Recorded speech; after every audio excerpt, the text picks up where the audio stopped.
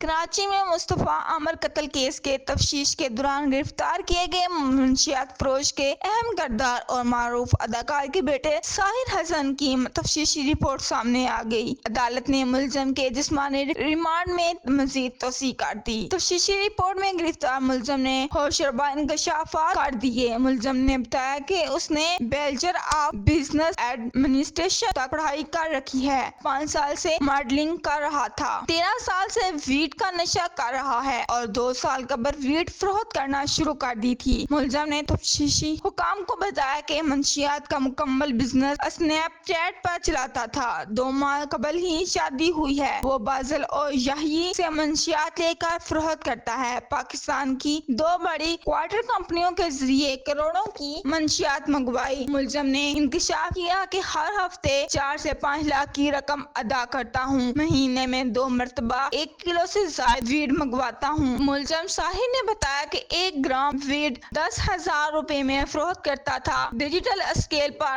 Wade کا وزن کرتا ہوں۔ ملزم ساحر حسن نے 12 سے زائد کلائنٹس کے نام بھی پولیس کو بتا دیے۔ ملزم ساحر حسن کے جسمانی ریمانڈ میں توسیع۔ کراچی میں جوڈیشل کمیشنر سینٹرل جیل میں قائم عدالت نے معروف اداکار کے بیٹے ساحر حسن سے منشیات برآمدی کے مقدمے میں ملزم ساحر حسن کے جسمانی ریمانڈ میں 1 دن کی توسیع کر دی۔ اسپیشل تفتیش نے جسمانی ریمانڈ مکمل ہونے پر ملزم کو عدالت میں پیش کیا۔ جسمانی ریمانڈ مکمل ہونے پر ملزم کو عدالت میں پیش کیا۔ تفتیشی افسر نے موقف اختیار کیا کہ ملزم نے تفتیش کے لیے مزید ریمانڈ درکار ہے۔ عدالت نے ملزم ساحر حسن کے جسمانی ریمانڈ میں 1 روز کی توسیع کر دی۔ دوبارہ عدالت میں پیش کیا جائے گا۔ واضح رہے کہ 22 فروری 2025 کو کراچی کے علاقے ڈیفنس ہاؤس اتھارٹی سے معروف اداکار کے بیٹے اور نوجوان اداکار کو گرفتار کر لیا گیا، جبکہ اس کے قبضے سے منشیات برآمد کرنے کا دعویٰ بھی کیا گیا۔ ڈپٹی انسپکٹر جنرل DIG سے CIA